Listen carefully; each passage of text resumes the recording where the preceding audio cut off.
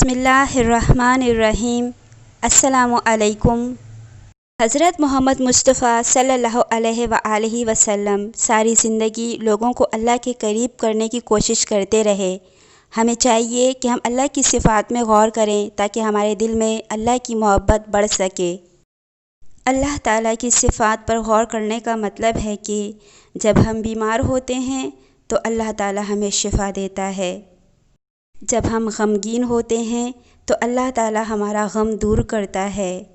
مسلمان ہوں یا کافر یا مشرک، اللہ تعالیٰ سب کو رزق دیتا ہے۔ جب ہم سے کوئی گناہ یا غلطی ہو جائے تو اللہ تعالیٰ اس پر پردہ ڈالتا ہے، یہاں تک کہ کسی کو کانوں کان خبر بھی نہیں ہوتی۔ پھر اللہ تعالیٰ ہمارے دل میں استغفار کا خیال ڈالتا ہے۔ ہم جب استغفار پڑھتے ہیں تو ہمارے دل کا بوجھ ہلکا ہو جاتا ہے، کیونکہ اللہ تعالیٰ ہمارا گناہ معاف کر دیتا ہے۔ جب ہم اللہ سے دعا مانگتے ہیں تو اللہ تعالیٰ ہماری دعائیں قبول کرتا ہے۔ اگر ہم اللہ تعالیٰ کی ان مہربانیوں اور صفات پر غور کریں گے تو اللہ تعالیٰ پر ہمارا ایمان اور زیادہ بڑھے گا، ہمارے دل میں اللہ تعالیٰ کے لیے محبت اور زیادہ بڑھے گی۔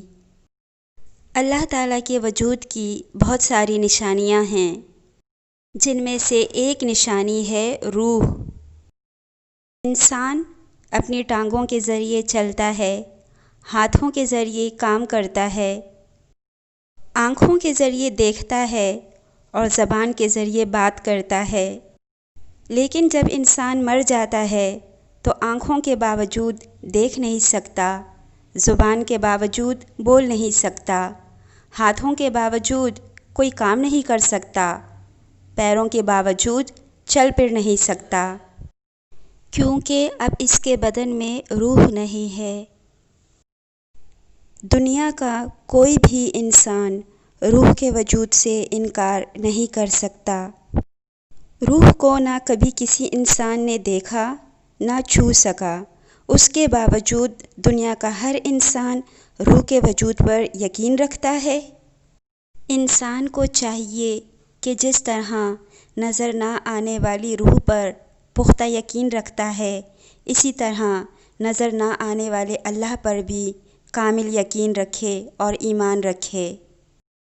حیرت ہے اس انسان پر جو نظر نہ آنے والی روح پر تو یقین رکھتا ہے، لیکن اللہ کے وجود کے بارے میں شک کرتا ہے یا انکار کرتا ہے۔